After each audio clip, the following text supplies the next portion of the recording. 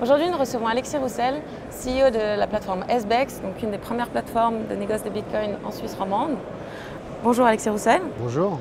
Donc, vous avez fait une annonce aujourd'hui dans le cadre du salon Invest. Donc, vous avez lancé le premier indice du Bitcoin en Suisse. Est-ce que vous pouvez nous en dire plus? Donc c'est un indice du Bitcoin en francs suisses pour le marché suisse. Donc sur un site internet qui est sbex-fixing.ch, donc on appelle ça le SBEX Fixing. L'idée c'était en fait d'avoir un point de référence en francs suisses pour le Bitcoin, sachant qu'aujourd'hui le marché suisse est principalement tourné vers l'extérieur. Il n'existe pas de bourse en Suisse.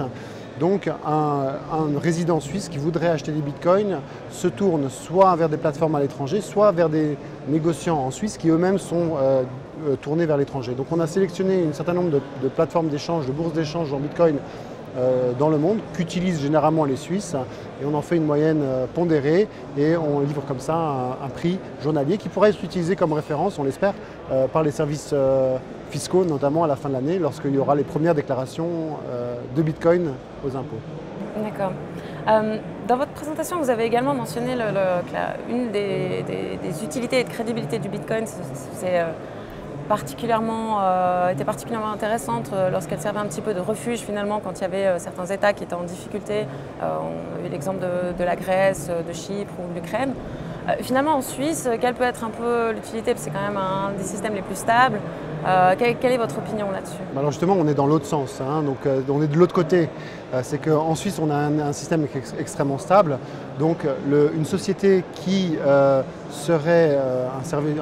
fournirait des services financiers autour du Bitcoin en Suisse aurait beaucoup moins de chances de se faire embêter par un État étranger. Surtout que, comme on est dans le domaine des crypto-monnaies, il n'y a pas, le secret bancaire s'applique d'une certaine manière, mais surtout on a finalement l'avantage d'avoir un autre secret qui s'applique à nous, qui est le secret des données. Et en Suisse, lorsque vous mettez vos données dans un data center, elles sont extrêmement sécurisées et vous ne pouvez y accéder qu'à travers un juge. Et donc cette sécurité-là, elle a une valeur en fait pour l'industrie suisse. On parle des États et évidemment la régulation étatique qui a été un grand sujet de débat tous ces derniers mois avec énormément de disparités en fonction des régions. En Suisse, la FINMA a été plutôt conciliante sur ce sujet, plutôt libérale si on peut dire.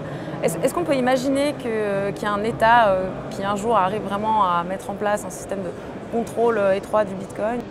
Alors il y a deux choses. On peut voir le contrôle des intervenants sur le monde du Bitcoin. Ça, c'est toujours possible. Vous identifiez une entreprise qui fournit des services financiers, vous lui imposez une règle.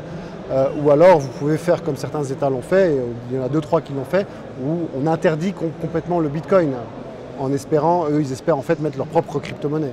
Mais il est illusoire de croire qu'un État va réussir à venir modifier et contrôler le réseau Bitcoin lui-même. Parce que en fait, c'est toute la gestion, la création de la confiance, elle est construite de manière distribuée. Et en fait, c'est la puissance de calcul et c'est la taille du réseau qui crée la sécurité en fait dans le réseau du Bitcoin.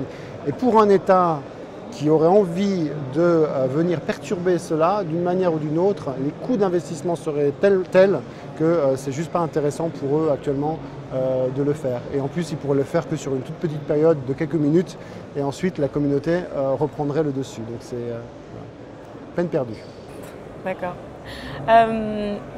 Évidemment, on parle beaucoup du Bitcoin en tant que crypto-monnaie, mais il y en a passablement d'autres également sur le marché qui ont je crois, différents marchés justement spécifiques.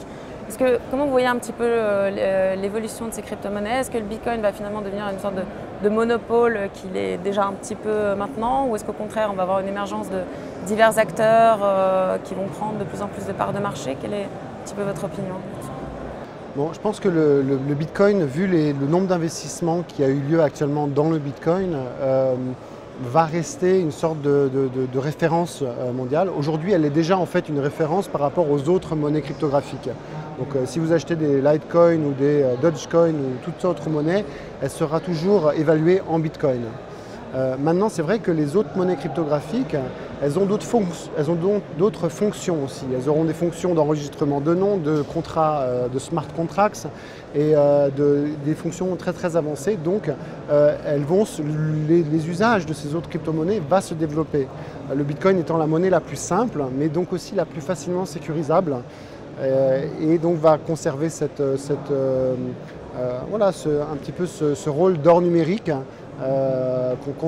avec lequel on fera des grosses transactions peut-être, et puis avec lequel on fera des transactions qui se feront sous le capot, c'est-à-dire que lorsque les crypto-monnaies seront utilisées de manière large, peut-être que la personne ne verra pas qu'elle utilise en fait du Bitcoin en dessous, elle aura l'impression d'utiliser une autre monnaie, soit une monnaie nationale, soit une autre crypto-monnaie, mais en réalité, la véritable compensation se fera en Bitcoin.